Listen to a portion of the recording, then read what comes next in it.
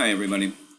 So this is a deceptively simple looking presentation. What you're about to see, though, is key and core to Socratic reasoning. So don't be fooled by how simple it seems, okay? Just my exhortation to you.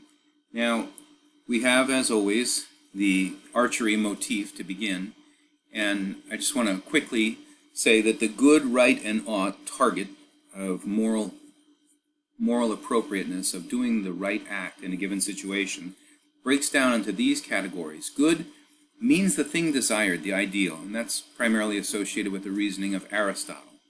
Right means the opposite of wrong as defined by some law, and that primarily means the thinking of utilitarianism, which you're going to learn in a few weeks. And thirdly, ought means personal obligation or duty, and that's especially the thinking of deontology, which is the school of thought associated with Immanuel Kant. But when we're dealing with secular ethical theories, not religious ones, but secular ones, and trying to get at what is right to do, the morally correct act to do in a given situation, this is what we're aiming at, the good, the right, or the ought. All right, so we're to our friend Socrates, and we're not done with Socrates by a long shot. He has a lot to teach us. This is his method of being able to identify what is true and right and appropriate. He taught humanity the value of deductive logic for valid argumentation and getting at knowable and unchanging truth. So there's two kinds of reasoning in terms of what Socrates sets forward. There's inductive and then there's deductive reasoning. Inductive reasoning is what we primarily use in the sciences and the social sciences. It reasons from particulars to universals. What do I mean by particulars? Well, let me take you to this chart here. So induction goes forward by particulars are, for instance, evidence about a thing or characteristics of a thing. Like if we see a creature that has fetlocks, hooves, a forelock, a crest, withers, pasterns, coronets, a barrel, and a mane, it's pretty safe for us to assume that creature is a horse. It is probably a horse. Inductive reasoning reasons from all those particulars, those characteristics like hooves and a crest and withers and so on. It reasons from those characteristics to a universal. And the universal in Socrates' terms, or his terminology, is horseness, or the essence of being a horse. So it looks like this as it goes forward. There's this evidence, and I'm accumulating evidence in the sciences or in the social sciences.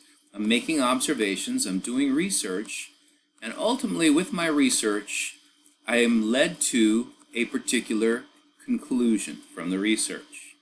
Okay? It looks like this. Well, here's just this, first of all. This is how the hard sciences, meaning the physical sciences and also the social sciences, reason. Now going forward, I'm doing these observations. I'm recording them. And typically I had a thesis when I began. I thought something, and when I'm in the sciences, I either prove my thesis to be wrong or I prove my thesis to be true. This works this way in sociology as well, folks. Sociological research. You set forth a thesis, you make your observations, and either you prove or disprove that thesis.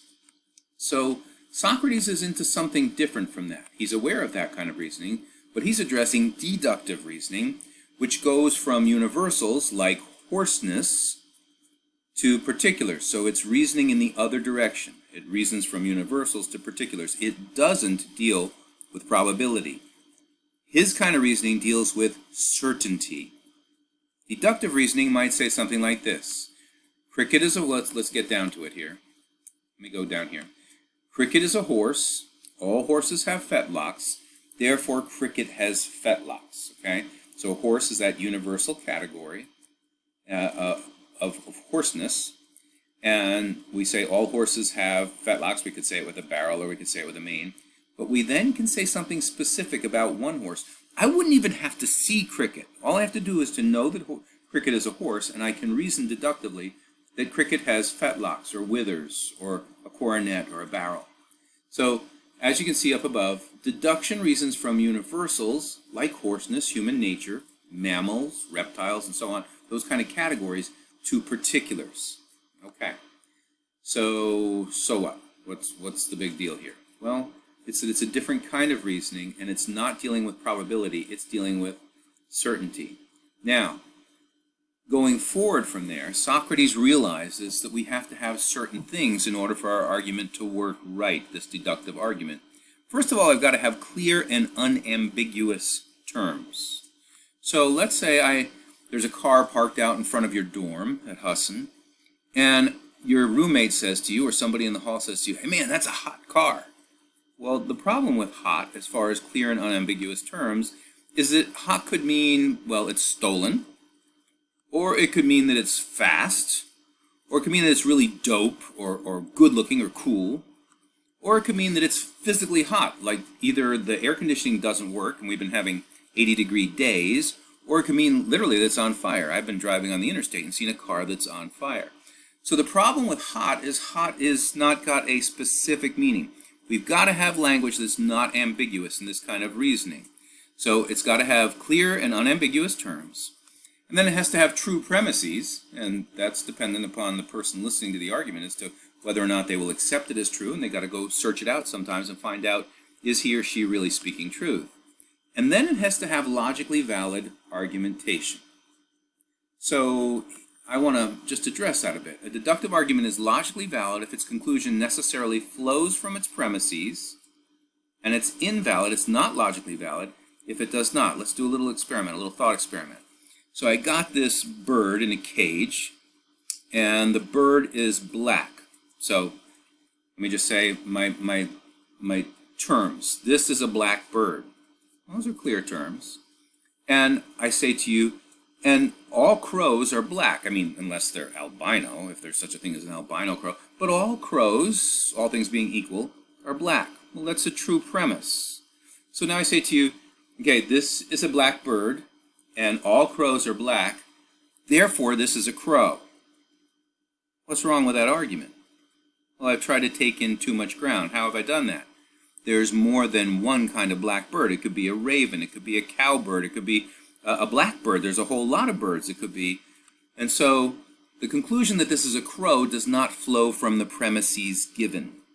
You see that? This is not logically valid argumentation.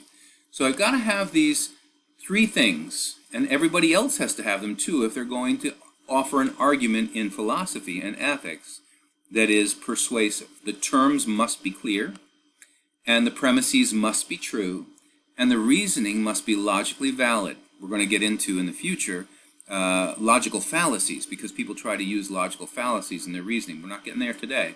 But these three things, in Socrates' terms, if these things are here and they're really true, then you can take that argument to the bank. So I want to close by saying, if you learn to think this way, you will become a good debater or dialoguer for your own point of view. This is critical thinking applied to the field of debate. If you learn the simple principles, these simple principles, you'll become a much better defender of your own beliefs.